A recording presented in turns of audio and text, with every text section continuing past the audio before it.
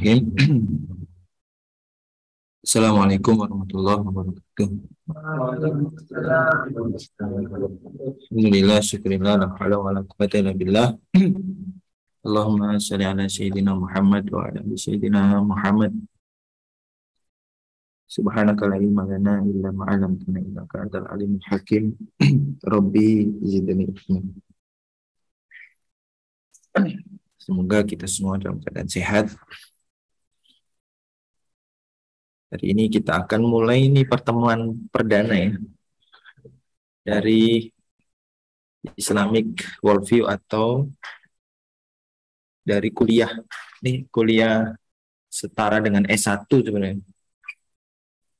Yang di sini belajar tambahan selain belajar di kampus. Kampusnya apa aja? Lipia, terus Al-Hikmah siapa lagi? Rizal ya. Terus Said di mana? Hah? Lipia juga. Terus Yus di mana? Al-Qudwah. Kobir di LP3.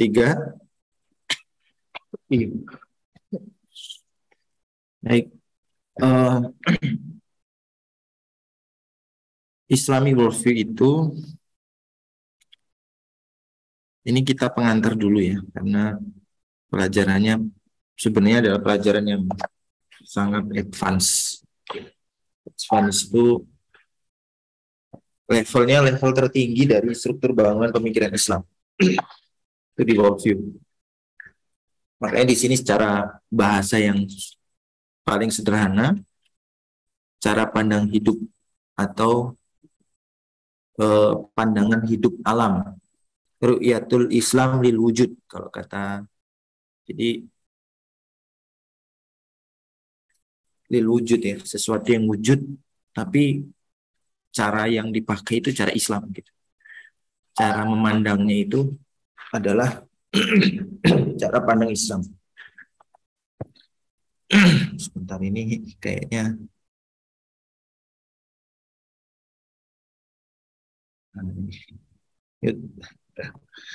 ya.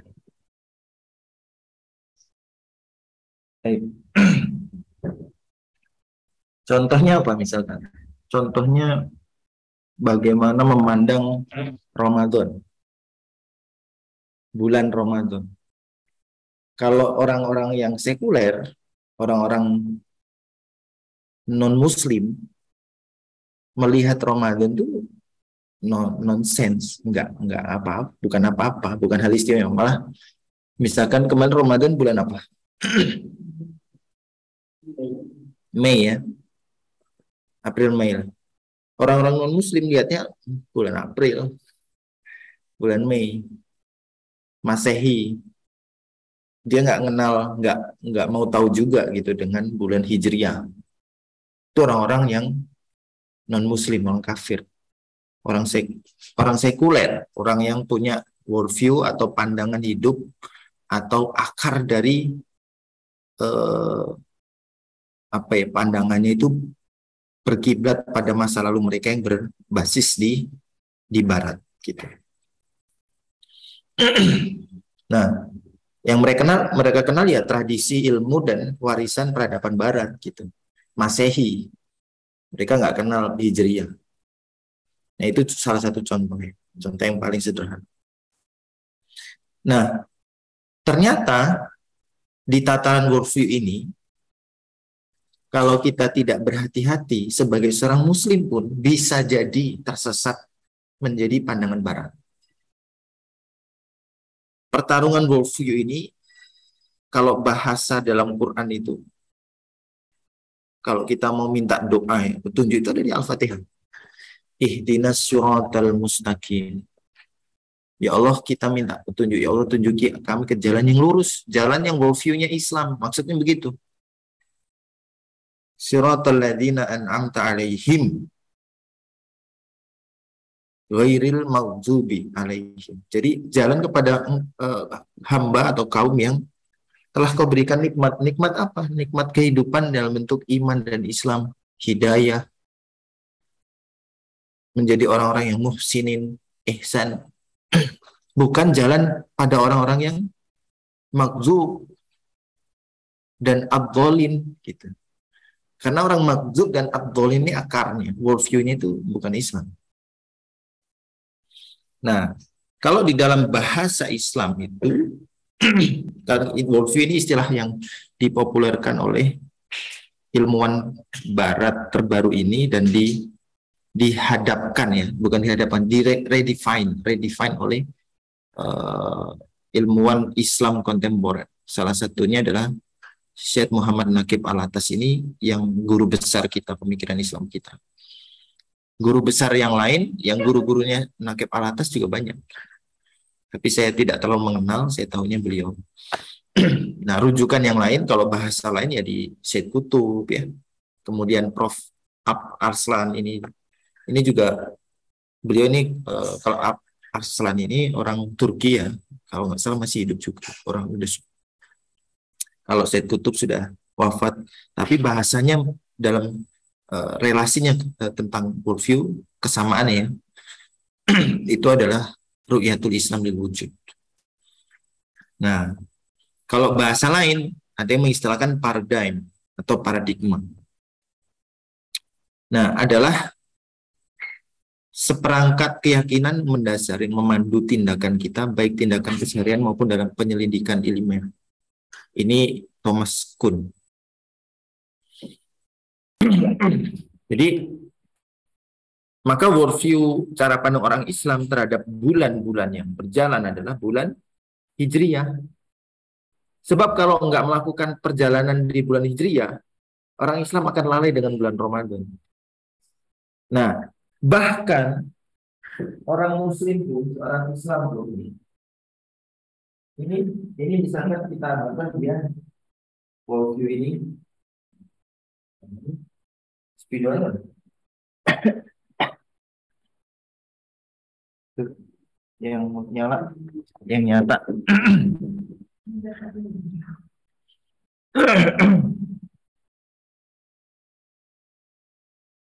Jadi worldview dibagi menjadi dua. Kalau di sini head to headnya nanti Western worldview sama Islamic worldview. Nah, kalau bahasa Quran, bahasa Islam itu adalah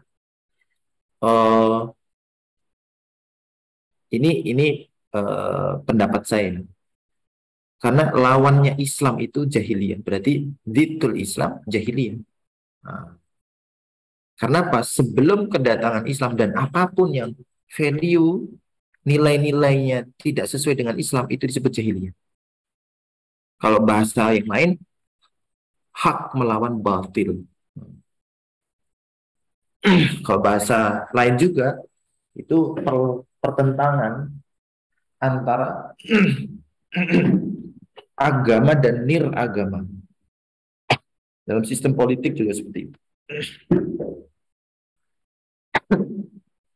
Ini ada dua ya, Western dan satu lagi Islamic. Nah, jadi kalau di dunia ini mau dirunut secara civilization, secara fundamental thought ya, pemikiran fundamental dari yang membangun peradaban manusia itu ada cuma dua ini. Western worldview sama Islamic worldview. Meskipun nanti Western juga ada berbagai macam ideologi gitu ya. Ada berbagai macam agama. Ada yang Katolik, Protestan, ada juga yang Persia, ya, Majusi, peradaban-peradaban besar masa lalu.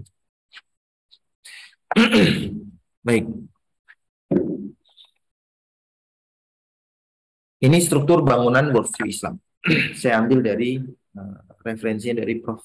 Hamid Fahmi Zarkashi, guru sekaligus seperti ayah. Semoga beliau sehat selalu. Ya, eh, ini ya, struktur konsep yang ada dalam worldview itu pertama konsep Tuhan.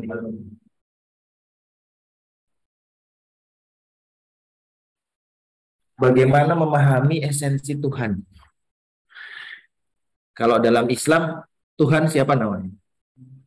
Allah. Dalam Yahudi, Elah, Eloi. Hmm. Ada yang Yahweh, nah itu Zionis, nggak jelas. Malah tulisannya itu YHWH. Gimana, Mbak? Ngejanya gimana? Nggak bisa dieja. Mereka sendiri kadang-kadang bingung nyebut Tuhannya mereka sendiri. Sosok yang tidak bisa disebut. Atau tidak bisa diberi nama karena saking agungnya. Ya gimana saking agungnya, tapi gimana cara kita mendekatkan diri, cara kita meminta, kan nggak ngerti ya. Maka konsep Tuhan ini yang paling penting dalam kehidupan kita, khususnya dalam membangun struktur pemikiran yang akan mempengaruhi amalan-amalan kita nanti.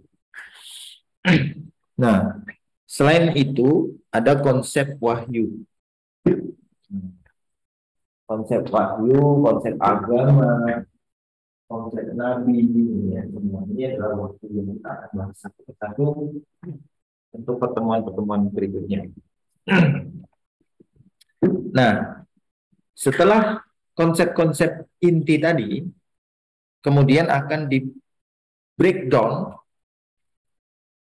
kepada konsep-konsep yang lain yang menjadi entitas kehidupan. Pertama, berikutnya ya, bukan pertama ya, termasuk bangunan dalam struktur worldview. Berikutnya adalah tentang konsep manusia. Apa sih manusia itu?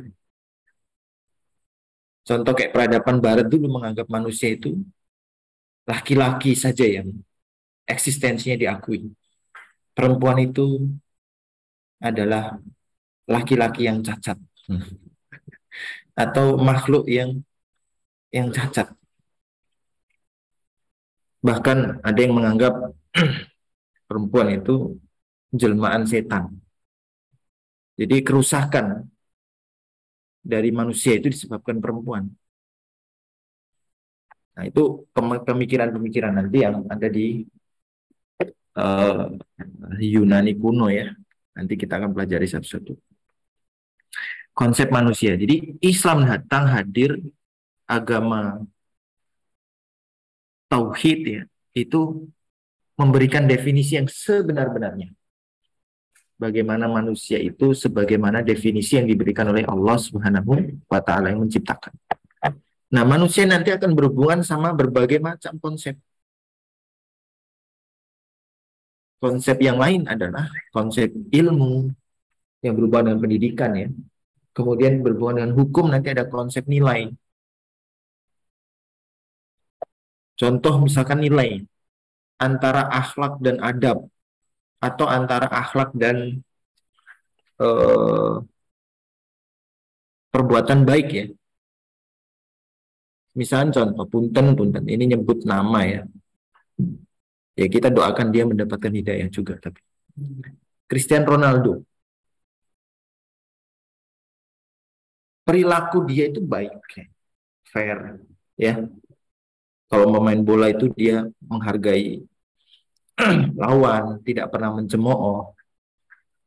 Ya pernah sih, tapi kan secara idealis nilai-nilai prinsip yang dia anut itu bagus, diakui oleh banyak orang. Dia juga dermawan, menyumbangkan berbagai macam. Bahkan sumbangan dia lebih banyak dari sumbangan kita. Jutaan dolar ke Palestina, ke mana-mana. Tapi ada value hukum, konsep nilai yang dia itu menyelisih Islam. Tapi di mata publik itu baik. Contoh misalkan, dia punya anak. Dia bertanggung jawab nggak kepada anaknya? Bertanggung jawab. Dirawat, digedein. Tapi anak itu hasil dari mana? Nah, dia tidak mengikat dari ikatan pernikahan. Itu dari konsep Kristen saja itu sudah menyelisih karena Ronaldo seingat saya tidak menikah. Dia cuman begitu aja, nggak nikah dalam ritual Kristen juga enggak. Tapi dia bertanggung jawab merawat anaknya, menambah adik-adiknya. Iya kan? Nambah itu anaknya kan kalau nggak salah udah tiga ya, dua apa tiga, empat ya. Dari ibu yang berbeda ya, ibu pertama anak pertama, kalau yang kedua ibu kedua itu sampai terakhir itu. Secara value dia non non agama ya, non Islam ya, worldview Barat lah atau worldview yang bukan Islam. Dia bertanggung jawab merawat anaknya, memberikan nilai yang baik ya kan. Tapi dia tidak berakhlak, tidak bernilai hukum Islam. Kenapa? Karena dia tidak pertama tidak beriman dari sisi akidah. Yang berikutnya adalah dia tidak menikah. Dia bertanggung jawab, dia bersedekah besar, tapi sedekahnya itu tidak diawali dengan watu minu nabil. Ya, cuma amar ma'ruf aja dia. Makanya ada amal baik, amal khair, ada amal soleh. Amal khair itu semua orang bisa. Makanya kan gini. Fastabikul khair. Berlombalah dalam hal kebaikan. Nah, berlomba ini kita itu dibandingkan gak cuma sama muslim, tapi dengan orang yang non muslim sekalipun. Kenapa? Karena non muslim juga berbuat baik. Jangan mau kalah gitu. Non muslim aja bisa, masa kita yang Islam nggak bisa gitu. Misalnya contoh peristiwa ini kan Juruhan. Kalau pejabat di Jepang ada peristiwa kayak gitu, langsung apa? Mundur. Itu nilai-nilai yang baik loh. Sayangnya mereka yang nilai orang-orang baik itu tidak beriman. Sehingga perbuatan baik mereka tidak dinilai perbuatan solih, tidak dinilai sebagai akhlak. Karena akhlak itu adalah buah dari amal soleh, ibadah yang benar sesuai dengan nilai Islam, sesuai dengan syariat yang berbuah akhlak, akhlakul karim. Nah, jadi sehebat apapun amal khair, dia nggak akan naik ke langit tuh, nggak nyampe ke catatan amal solehnya malaikat. Nah itu pandangan itu hanya dipahami oleh Islamic worldview. Jadi Western worldview nggak kenal. Mereka itu taunya hidup ya sekarang. Nah itu konsep hukum nilai tadi. Contoh ini. Ilmu juga sama tadi. Memandang bagaimana hidup itu sebagai bentuk. Nah, kalau kita kan hidup itu persinggahan. Ya kan? Wamal hayati dunya illal mata'ul ghurur. Dunia itu, hidup di dunia itu hanya mata. Sebentar. Gurur. Apa gurur? Melalaikan. Itu dunia. Sifat dari dunia. Sebentar. Terbatas. Melalaikan.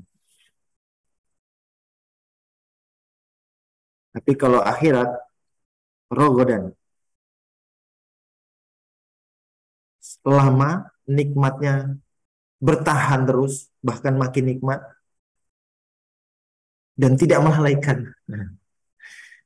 Nah, itu konsep-konsep yang dipahami oleh Islam worldview. Nanti ada hubungannya dengan inovasi, kemajuan zaman, teknologi.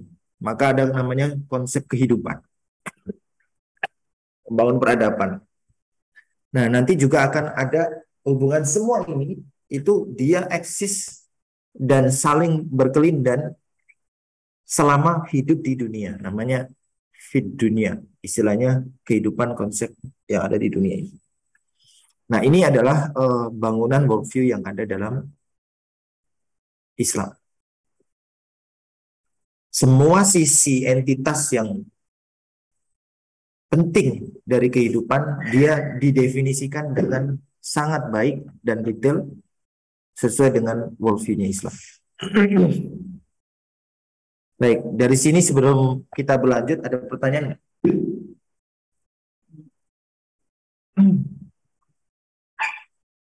Sebelum kita berlanjut.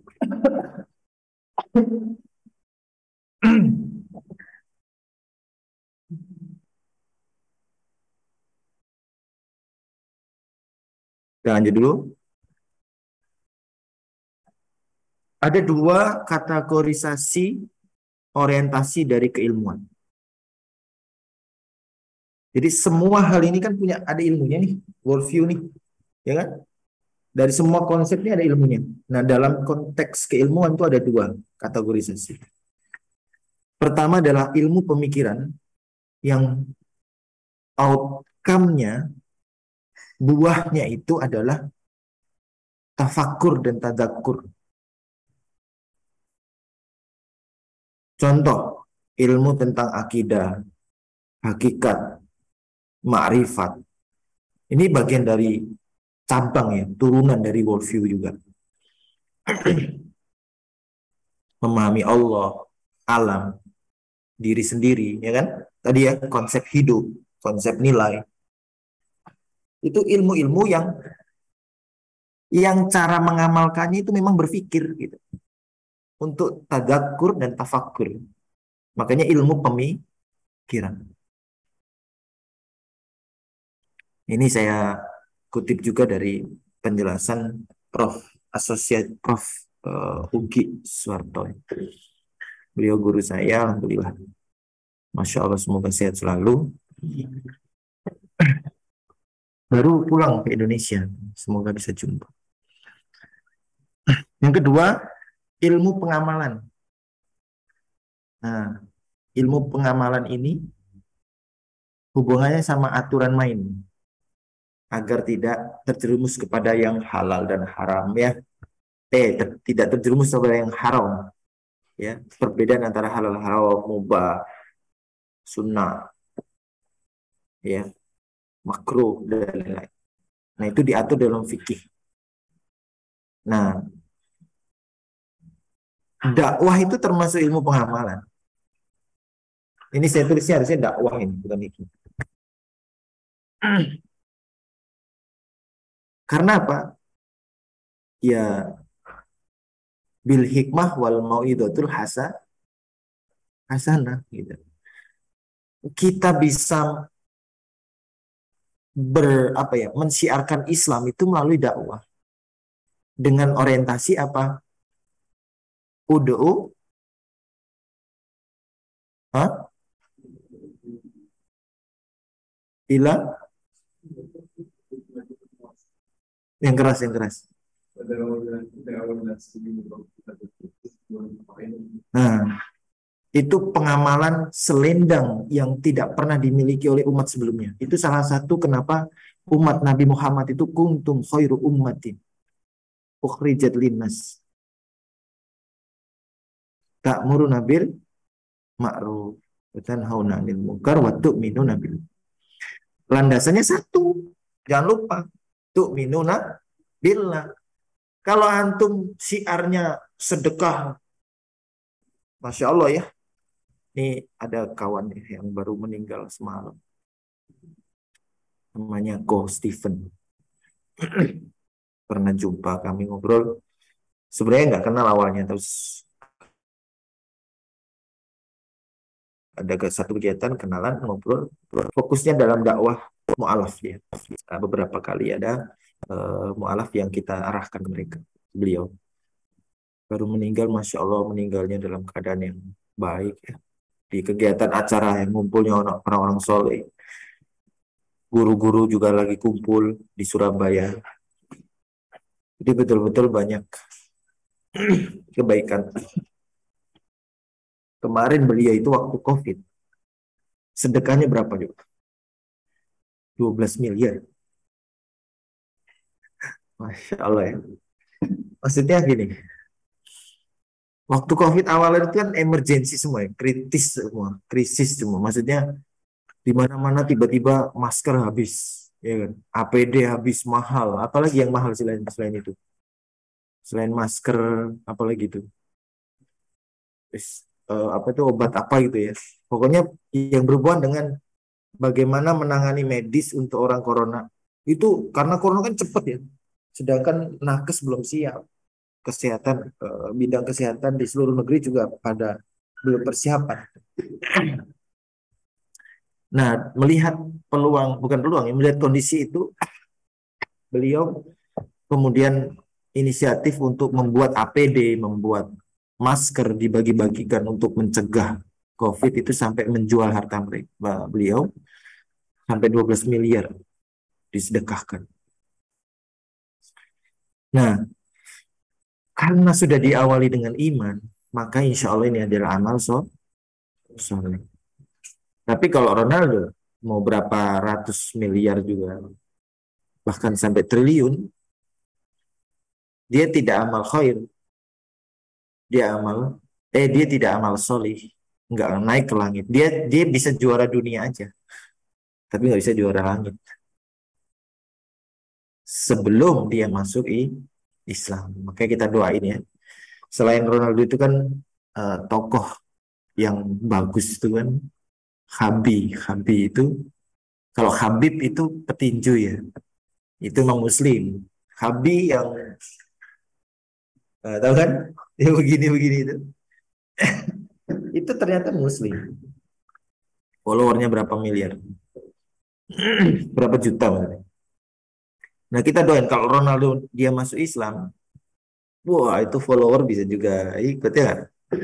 Muhammad Salah aja yang pemain Liverpool ya, gara-gara berprestasi. Jadi dakwah itu nggak harus, makanya bil hikmah, nggak harus ceramah, nggak harus kita taklim gitu, nggak harus dakwah itu macam-macam sebenarnya. Dengan bermain bola juga bisa. Gara-gara Muhammad Salah itu banyak orang Inggris yang masuk Islam karena gol. Sampai ada yel-yelnya. Kalau salah ngegolin lagi, gue masuk Islam. Ada tuh yel-yel di YouTube. Nah, ini adalah ilmu-ilmu yang penerapannya adalah dengan amalan. Kalau yang pertama tadi ilmu yang penerapannya amalannya adalah berpikir. Makanya ilmu pemikiran Islam atau pemikiran tadzakur dan tafakur.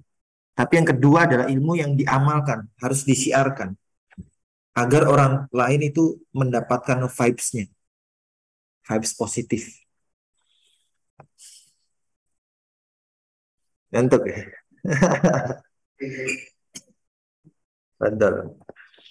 Nah, fikih dan syariat inilah yang menjaga bangunan Islam. Contoh misalkan syariat tentang sholat. As-sholatu imaduddin. Kamu mau beramal soleh apapun, semua. Tapi kalau sholatnya nggak dikerjain, rusak amalannya. Makanya sefutur-futurnya kita dalam konsep amalan ya, ilmu yang diamalkan. Jangan tinggalin sholat. Karena itu tiang. Sefutur-futur kita jangan tinggalin sholat. Kalau lagi malas murojaah ya udahlah. Gitu kan? Tapi paling enggak sehari mungkin ada. Atau kalau lagi masih udah jeda dulu liburan dulu sehari 2 hari nggak apa-apa. Tapi kok sholat? Emang mau libur sehari 2 hari? Jangan ya. Nah itu. Nah ini ya, jadi ada 2 kategorisasi orientasi ke ilmu. Ada pertanyaan?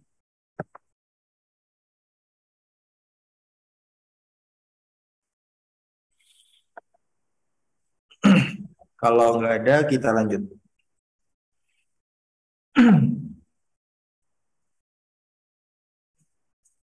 Kita lanjutkan ke struktur pemikiran Islam. Oke, sebelum melanjutkan ini, tadi apa yang awal-awal coba bisa nggak di recap, di recap itu ditutur ulang secara ringkas. Coba Sidik apa?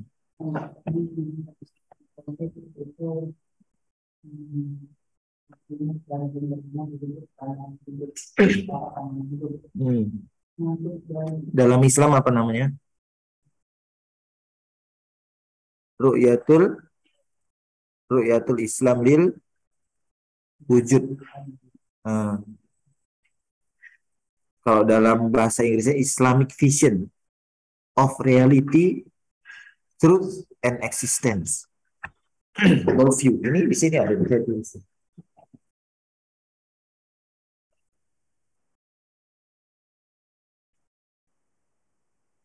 Pandangan hidup atau pandangan alam. Alam itu apa? Coba. Allah Allah kan ada di surat Al-Fatihah tuh. Gimana coba? Alhamdulillahi Rabbil Alamin. Berarti selain Allah itu alam. Karena hanya cuma dua, pencipta dan ciptaan. Cuman itu di dalam hidup itu, dalam eksistensi ya. Kan kita lihat itu Islam yang wujud, ya, yang wujud itu siapa yang punya sifat wujud asli ini? Allah. Nah, kita wujud karena ada Allah. Jadi wujudnya kita itu sebenarnya wujud yang ada sebabnya. Kalau Allah, dia tidak bersebab.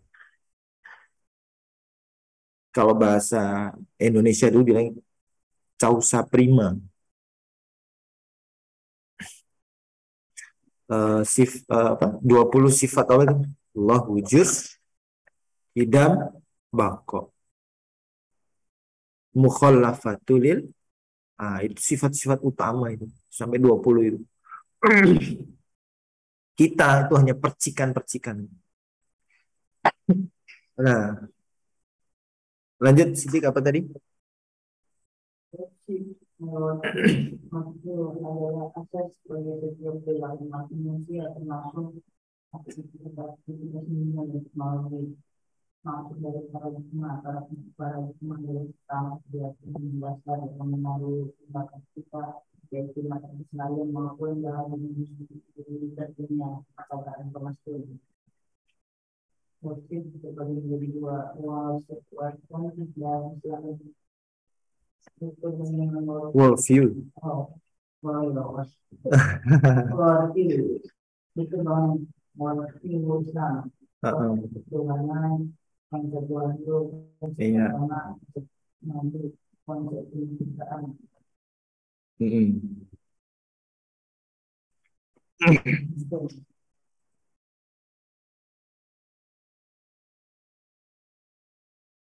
Oke, Kopir.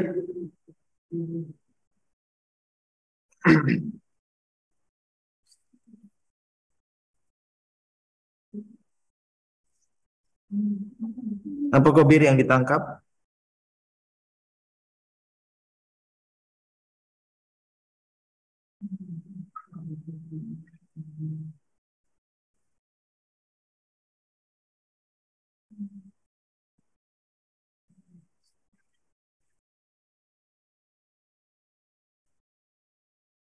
Gimana?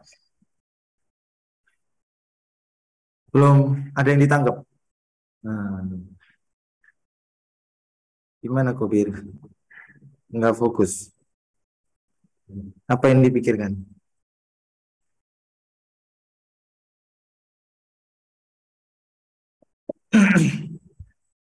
Yes.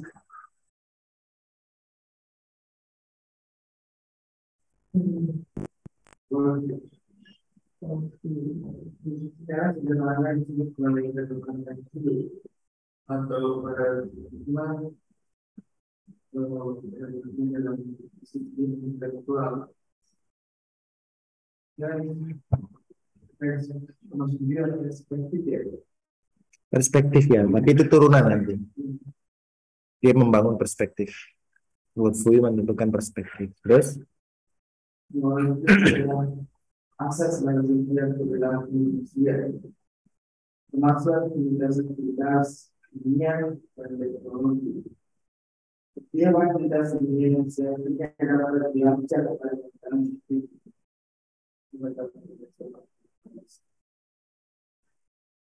Ya.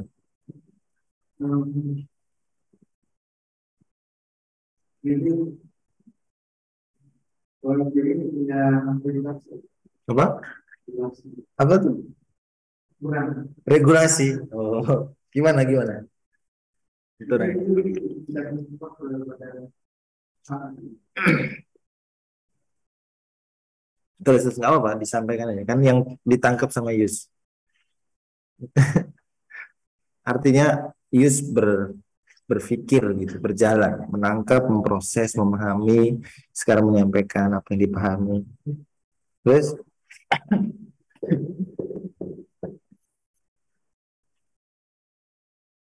ada lagi? Sudah. Oke. Berarti kalau ini sekarang tadaburnya ya, kita menghayati hikmahnya atau pengamalan dalam kehidupan. Kira-kira bisa nggak ngasih contoh ke saya? Kalau saya tadi kan udah ngasih contoh tentang Ramadan, tentang apalagi amal baik. Ada nggak case studi case yang lain yang memperlihatkan bahwa perbandingan ya antara worldview yang Islam sama yang bukan Islam gitu. Cara pandang tentang apa? Hah? Makanan. Ah, bagus. Makanan ya. Dan mencari pekerjaan. Oh, Masya Allah. Bagus nih. Sidik. Kalau worldview Islam gimana emang?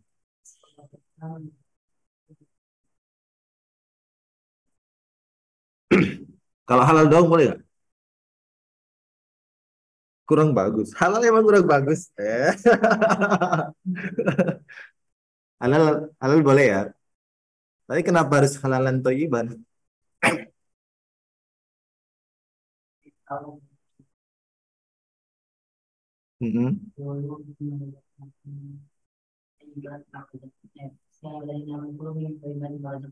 Hmm. Hmm. Masya Allah. Terbaik ini. Perintahnya ya ayyuhalladi amanu. Bukan ya ayyuhalladina, ya ayyuhan nas bukan ya.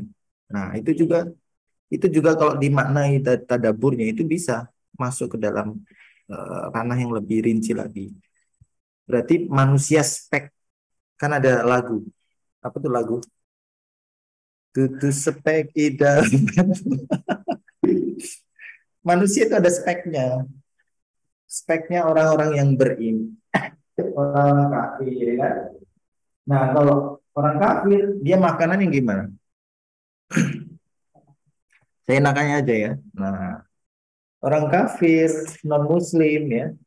Kemudian orang-orang yang intinya nggak memiliki iman, worldview-nya bukan Islam, maka perilakunya akan sembarangan. Nah, kalau orang Islam ya itu tadi halalan thayyibah, nggak cuma makanan, pekerjaan juga ya. Pekerjaan yang halal, yang nggak halal apa contohnya? Hah? Judi online itu pekerjaannya. Judi itu pekerjaannya. Ya, sekarang lagi terungkap tuh, jaringan judi. Jadi maksiat yang ditanganin polisi di negeri ini cuma tiga sebenarnya. Judi, narkoba, sama zina. Kerusakan-kerusakan. Pencurian itu akibat aja dari perbuatan yang berbau maksiat ini. Judi, ya orang-orang kalah. Wah, duitnya kemana? Nggak ada, nyuri. Mau mau make, mau zina, make. Nggak punya duit, nyuri. Nah, orang-orang yang tidak memiliki iman. Pelakunya ada orang Islam nggak? Ada. Nah, itulah makanya tadi saya bilang, Islamic worldview, Western worldview ini, kalau dalam bahasa, menurut saya bahasa Islamnya itu, antara Islam, zitul Islamnya apa? Jahiliyah. Jadi perilaku jahil.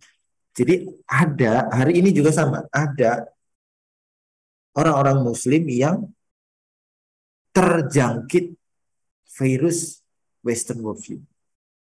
Nanti turunannya banyak ya ke dalam bentuk ideologi. Ada ideologi yang namanya liberalisme, sekulerisme, terus apalagi feminisme. Bahkan di dunia dakwah itu ada orang yang terjangkit feminisme, gender equality, khususnya yang perempuan ya, atas nama wanita berdaya. Terus dia nggak paham fikih prioritas. nggak paham bangunan fikih, bangunan struktur pemikiran Islam tadi, konsep penerapan dalam kehidupan. Akhirnya fitrah sebagai perempuan kan di worldview ada namanya konsep manusia, ya kan? Konsep manusia itu nanti akan mengarah kepada fitrah. Fitrah itu mengarah kepada apa? Fungsi, maksud asli, tujuan penciptaan. Laki-laki seperti apa, perempuan seperti apa. Nah, orang-orang feminis, orang-orang liberal itu melawan ini. Mereka pengennya pokoknya sama aja, laki-laki perempuan sama. Akhirnya mereka berkompetisi. Nah, setiap muslimah yang punya pemikiran berkompetisi dengan laki-laki itu terjangkit virus feminisme, gender equality. Kompetisi itu enggak dengan laki-laki. Mereka kita itu ya syuddu ba'duhum ba'du. Kita itu bangunan yang saling mendukung, saling melengkapi. Nah, jadi makanya aktivis-aktivis ini juga perlu semakin berhikmah ya dalam mengamalkan ilmu yang berorientasi amalan. Khawatirnya dia terjangkit oleh virus-virus liberalis, feminis, dan lain-lain. Makanya banyak tuh mungkin para pejabat kah atau artis gitu ya, sebagian ya sekarang udah banyak yang hijrah. Tapi dulu ngurusin karir, keluarganya hancur, nggak paham fikihnya, nggak paham fitrahnya sebagai perempuan. Bahwa perempuan itu di dalam fungsinya fitrah menurut Allah dalam Quran ada 4 ya. Nomor 1 yang paling tinggi dulu fungsi sebagai pasangan hidup laki-laki. Itu fitrah perempuan sebagai istri. Yang kedua adalah fungsi sebagai apa? Ibu. Yang ketiga fungsi sebagai dia anak, sebagai anak dirinya sendiri dan kepada orang tua. Yang keempat baru fungsi sosial, baru fungsi untuk berkontribusi di luar rumah. Nah ini kalau kacau cara menempatkannya, mengamalkannya, karena kacaunya sistem pemikiran dia, dan juga kacaunya dia memahami fikih dakwah, berantakan. Pasti bersinggungan, pasti dia clash dengan sekitarnya, khususnya dengan laki-laki. Itu kalau ada perempuan yang begitu tuh perlu diingatkan secara serius. Nah, jadi jangan sampai kita lengah ya, karena iblis itu memang tipu dayanya lemah betul. Tapi manusia itu juga lemah. Setan tipu dayanya ya lemah. Tapi nah, di sisi lain innahuna kaidata azim. Kaidah apa daya muslihatnya ujian dari perempuan itu azim. Coba. Jadi gini, manusia secara umum lemah gitu. Iblis itu juga lemah. Tapi di sini ada faktor ini laki-laki perempuan, manusia ini. Ada yang punya kaidah apa? Budaya yang ujian yang azim. Maka iblis pinter ya, nyerangnya siapa? Perempuan. Iya kan? Coba nih. Nih ya, saya setelin. Cara menghancurkan peradaban Islam.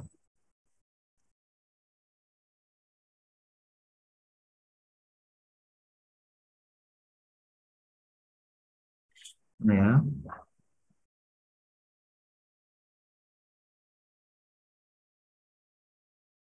Nah. Bentar.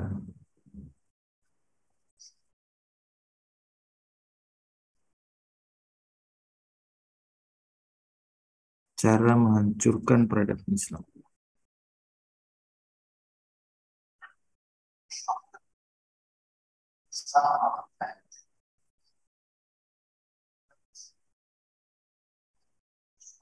Hmm. Keluarga. Tiangnya keluarga itu di siapa? Ibu.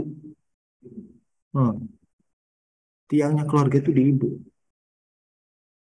Nah, setelah keluarga yang dihancurkan apa?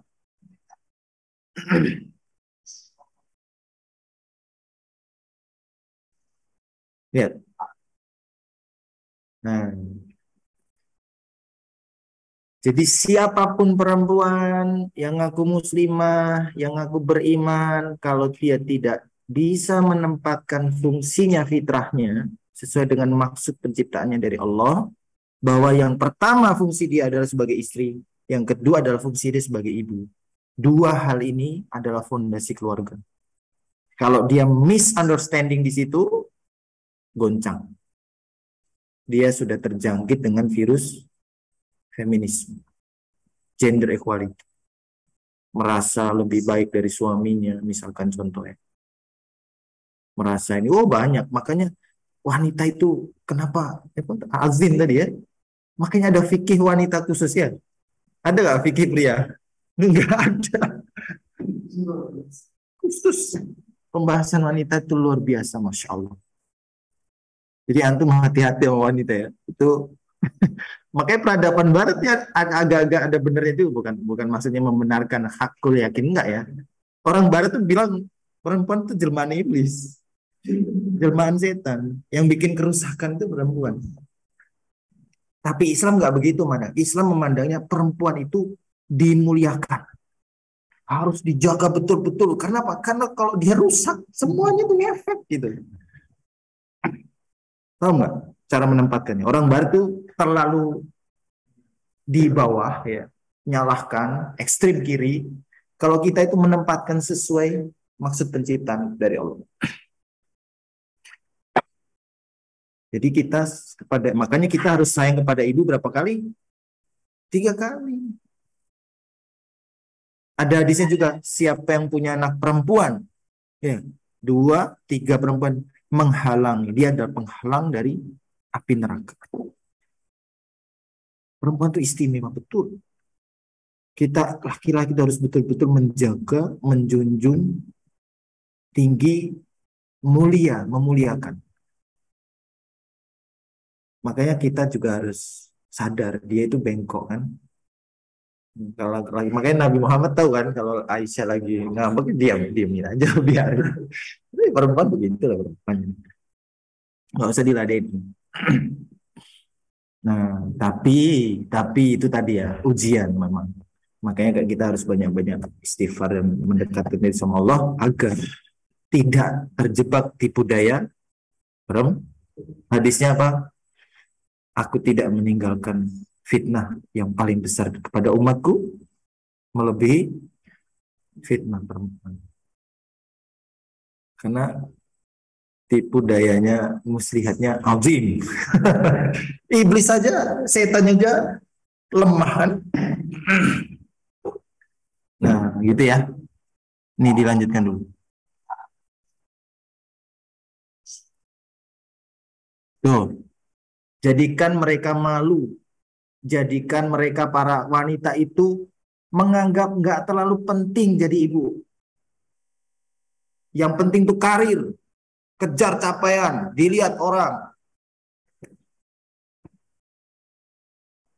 Nah ini orang-orang muslimah nih, kalau kena seperti ini pemikiran, dia udah nggak sadar, secara tidak sadar telah terjangkit virus liberalisme feminisme.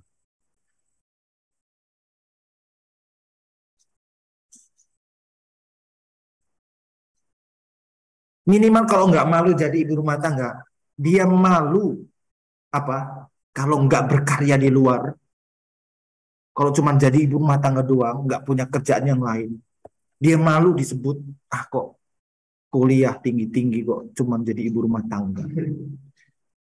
Minimal punya rasa malu itu tuh udah terjangkit tuh.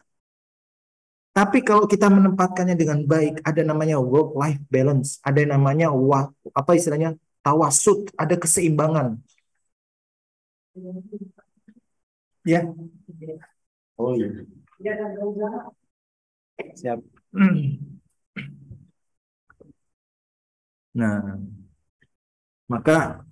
makanya mendidik perempuan itu luar biasa sehingga hadisnya jelas ya. Kalau punya anak perempuan itu jadi penghalang untuk masuk neraka. Karena mendidik perempuan itu luar biasa. Dari fase anak-anak, remaja, dewasa, oh berat. Kalau nggak bener, kita misalnya jadi ayah. Kalau nggak bener didiknya, dia menjadi penyebab fitnah di dalam masyarakat, ya kan? Akhirnya terdampak nggak ayahnya, keluarganya, orang tuanya. Tapi kalau dia bener, apa hadis Rasul? Sebaik-baik perhiasan adalah wanita solehah. Tuh. Emang perempuan itu istimewa. Asal ada syaratnya ikut fitrah penciptaan.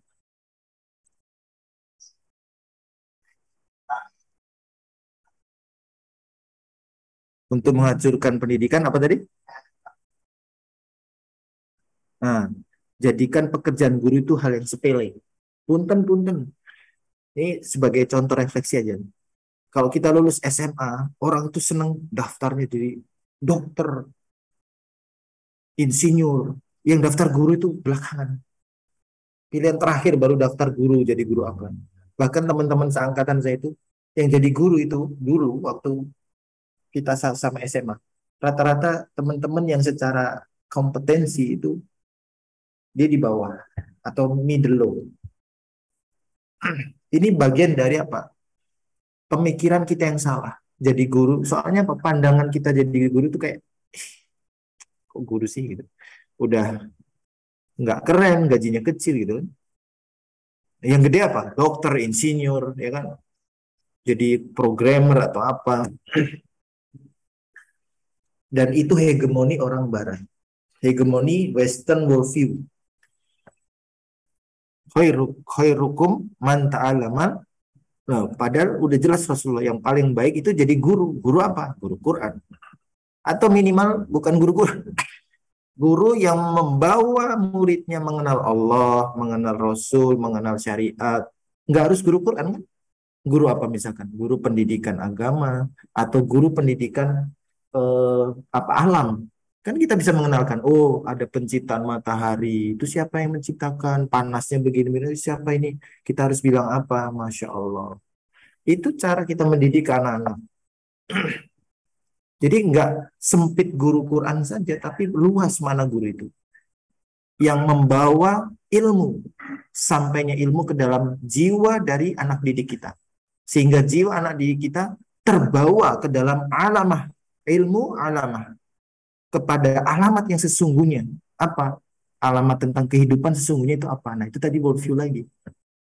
Alamat makna kehidupan, makna tentang apa lagi manusia, makna lagi tentang misalkan pemimpin, makna menjadi seorang anak itu apa, jadi orang tua apa, itu guru semua.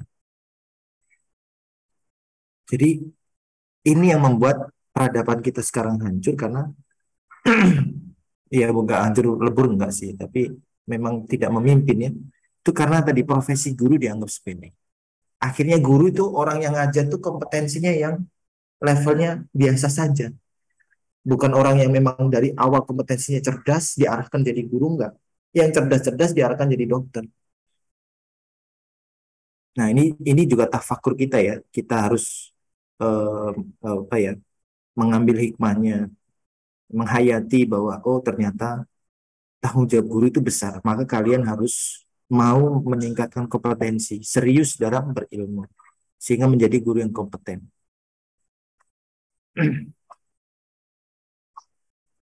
Tuh, meremehkan kedudukan mereka. Tuh, agar murid tidak menghargai mereka. Kasus banyak ya. Gara-gara marah, tersinggung gurunya dibunuh. Kan ada tuh beberapa. Gara-gara nggak terima di kelas dihukum. Memang, makanya konsep pendidikan Islam itu guru juga harus dididik menjadi guru. Karena banyak sekali guru itu nggak jadi guru. Seperti yang kita pelajari di kemarin ya, micro teaching ya. Kebanyakan mereka itu cuma menggugurkan kewajiban mengajar, yang penting bukunya selesai, tapi maknanya itu kadang nggak nyampe. Bahkan ada murid yang dari awal sampai akhir ngikutin pelajaran terus nggak ngerti. Nah, itu yang kadang-kadang kita juga harus evaluasi apa nih yang kurang. Dua belah pihak harus evaluasi. Gurunya juga harus di-upgrade.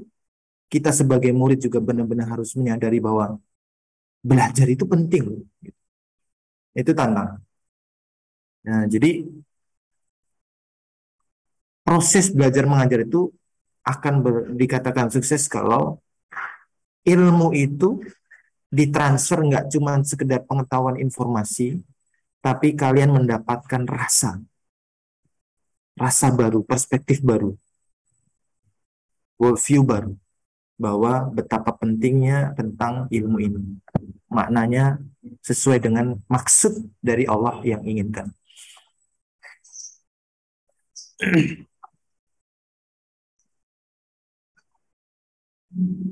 Nah, ini juga dikerjakan ya oleh para musuh-musuh yang tidak suka dengan kebenaran dan Islam. Tokoh-tokoh Islam dibully, dikriminalisasi, dan difitnah, dihancurkan kehormatannya. Tapi Allah menjaganya. Umat yang bening hatinya bisa mengetahui mana yang betul, mana yang hak, mana yang batil.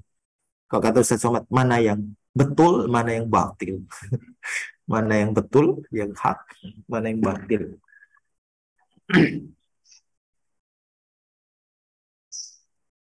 Nah, selain ya menghancurkan kehormatan para tokoh ulamanya ini, orang-orang pinternya ini, dibuat juga tokoh tandingan. Sehingga mengacaukan apa? Perdebatan publik, membuat opini-opini settingan. Mereka yang pro dengan kebatilan dibuat terkenal, ya kan? Omongannya nanti terus seolah-olah jadi panduan, padahal tidak sama sekali. Nah, itu ya. Itu apa ya? Penghayatan kita untuk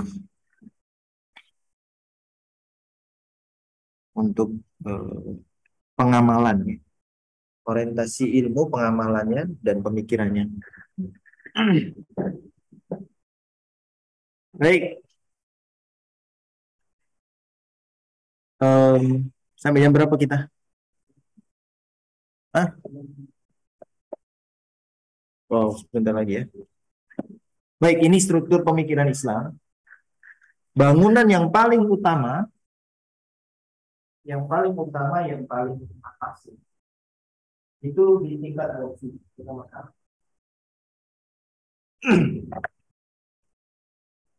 Di tingkat worldview, maka semua orang Islam itu dianggap sama atau diposisikan pada posisi yang sama.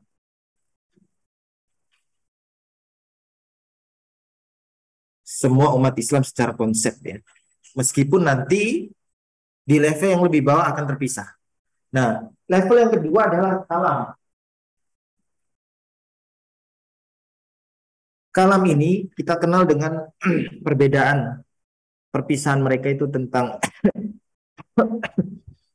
ini yang pertama Ahlus Sunnah wal Jamaah. Ada Mu'tazilah, ada Syiah, ada Khawarij. Mungkin kalian yang taunya adalah Ahlus Sunnah wal Jamaah sama Syiah. Khawarij mungkin iya, tapi nggak ngerti zaman sekarang di mana Khawarij itu. Bisa jadi begitu. Atau Mu'tazilah. Ada. Sampai sekarang semua ini masih eksis.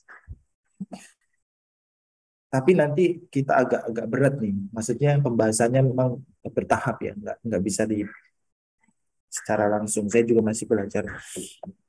Tapi secara sederhana, secara kalam, ini perbedaannya di level kalam. Bagaimana mendefinisikan tentang konsep-konsep penting. Contoh konsep imamah. Kalau Islam konsep imamahnya apa? Khatamul Anbiya wal Mursalin. Ya enggak? Bahwa punya keyakinan Nabi Muhammad lah penutup Nabi dan Rasul. Kemudian dilanjutkan kepemimpinan setelah Nabi Muhammad. Siapa? Para sahabat ya. Para sahabat itu generasi apa? Yang 4 sahabat itu, Khulafaur Rasyidin. Kemudian berikutnya adalah kepemimpinan tentang daulah. Daulah ada Muawiyah, Abbasiyah ya. Terus kemudian Utsmaniyah, ada juga Seljuk, ada juga yang Fatimiyah. Nah, di daulah pun sama, berbeda. Nanti lebih ke sini ya. Jadi kalau kalau akarnya kalah secara daulah, secara daulah. Al-Sunnah wal Jamaah ini daulahnya gimana? Contohnya yang eksis waktu itu secara bersamaan itu ada namanya Abbasiyah. Nah, di sisi lain ternyata ada eksis daulah yang orientasinya dengan Syiah. Siapa? Fatimiyah. Ada di Mesir. Nah, secara Islam, iya memang Islam. Tapi Islam yang gimana gitu? Yang kalahnya kemana? Gitu. Nah, Mu'tazilah ini juga ada. Bahkan sampai ada istilahnya modern Mu'tazilah. Berarti ada modern Ahlussunnah wal Jamaah. Ya, iyalah Ahlussunnah wal Jamaah dari zaman dulu sampai sekarang kalamnya sama. Modern Mu'tazilah juga sama sebenarnya. Cuman bedanya sama dari akar ya, Mu'tazilah juga. Tapi bedanya adalah perwujudan di hari ini. Syiah, Khawarij juga sama. Ada penerusnya. Nah, ini dari level kalam. Imamiyah tadi, kalau Syiah gimana konsep Syiah Imamiyahnya? Imarahnya. Dia meyakini 12 kepemimpinannya. Terus yang paling akhir gimana tuh? Pokoknya selain 12 ini maka dianggap di luar dan harus diperangi. Makanya ada Syiah yang ekstrim itu menganggap di luar Syiah itu halal. Itu yang ekstrim. Ada nggak Syiah yang nggak ekstrim? Ada juga. Nah, tapi bukan kita bahas itu ya. Hari ini kita cuma bahas tentang pengelompokan. Nah, di level bawah lagi ada namanya fikih. Fikih ini ada namanya Hanafi, Maliki, Syafi'i, Hambali. Nah, fikih Hanafi ini dianut oleh negara biasanya atau satu komunitas regional. Kebanyakan yang Hanafi ini daerah Turki, Pakistan, Bangladesh, dan lain-lain. Hanafi ini juga fikih yang paling mudah diterima oleh masyarakat Barat. Kenapa? Nah, nanti kita pelajari. Yang paling bisa mudah berkembang. Dan ini sekarang menjadi mazhab terbesar di dunia. Hanafi. Nah, terus Maliki. Ini di daerah Afrika Utara. Maroko, Aljazair, Tunisia, bahkan dulu Andalusia ya. Dulu yang Islam Andalusia yang berkuasa berapa abad? Ingat nggak berapa abad? Hampir 700 tahun. 7 abad. 6 sampai 7 abad ya. Pokoknya daulat Islam terlama itu Utsmaniyah Andalusia. Sekitar 6 sampai 7 abad dua-duanya. Nanti kita cek detailnya di pelajaran sejarah peradaban umat. Sejarah peradaban Islam. Nah, Syafi'i itu Indonesia, Asia Tenggara ya kebanyakan.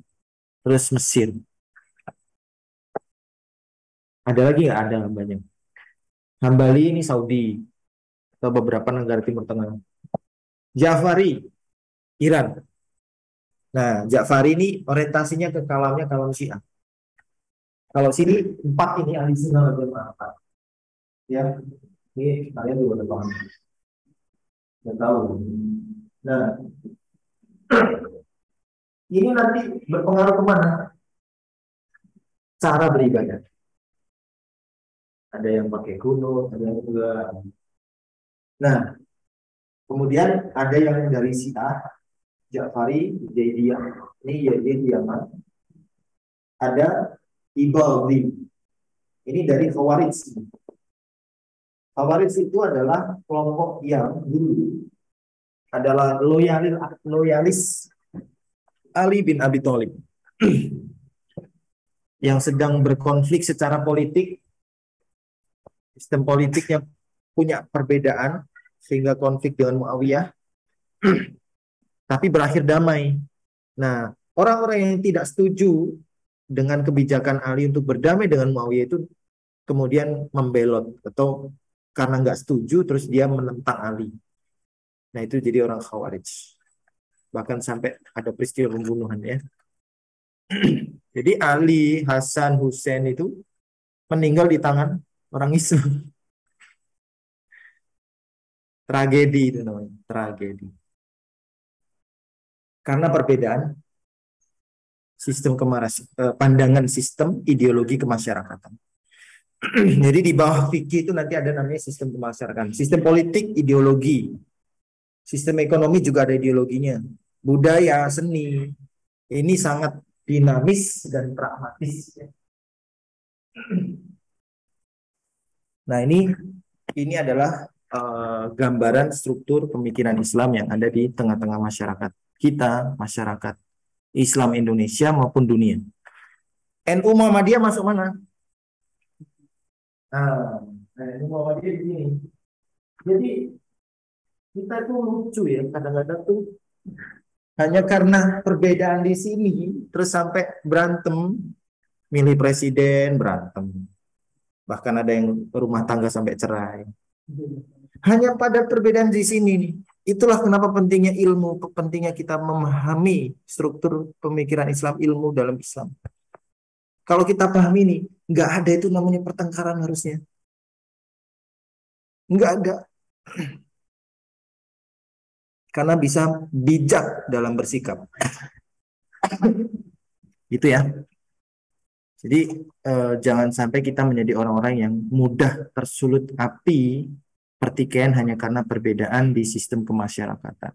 Maklumi saja, udah itu milih 01, 02 boleh, silahkan 03, udah silahkan.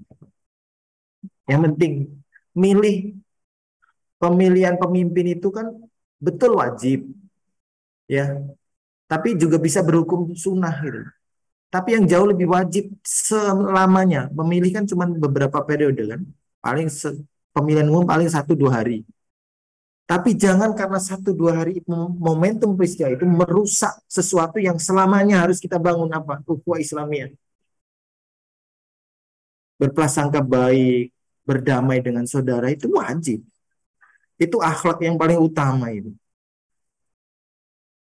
Jangan sampai yang cuman sesaat merusak yang selamanya. Nah, ini makanya pemikiran-pemikiran yang perlu disembuhkan ya.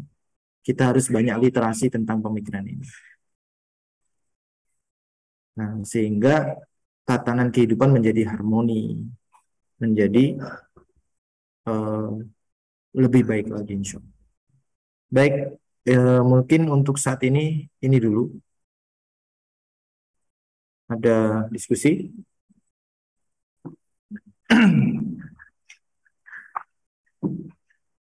Pertanyaan mungkin?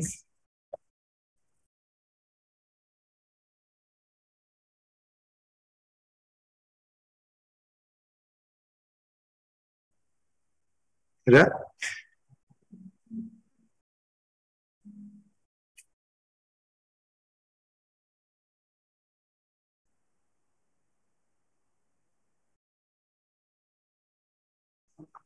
Hah?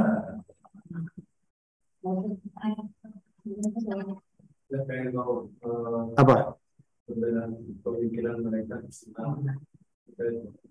terkait apa?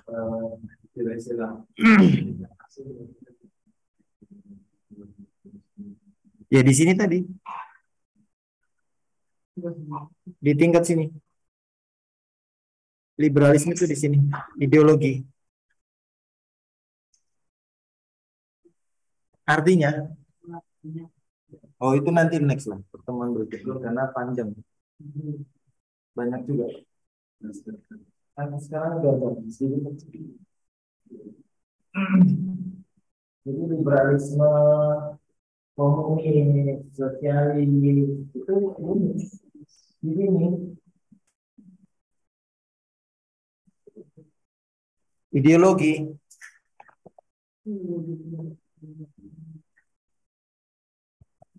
Nah, kalau keliru, ya Makanya nanti landasannya perbedaannya di sini, tapi akarnya bisa nanti terbukti.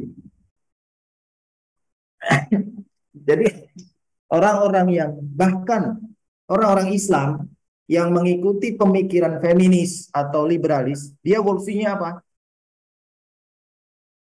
Worldview-nya apa? Worldview Islam apa worldview Western?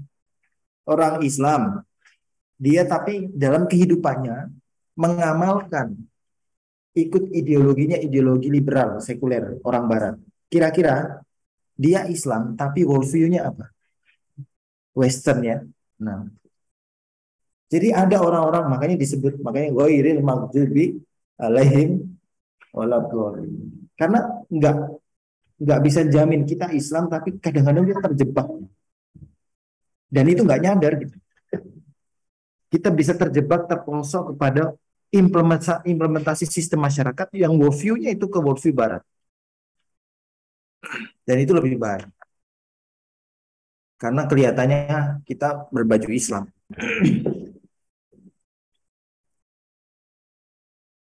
Gitu ya. Ada lagi?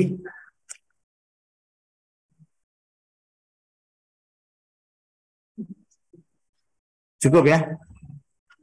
Baik, kita cukupkan dulu dengan bacaan hamdalah dan kafaratul majlis. Assalamualaikum warahmatullahi wabarakatuh.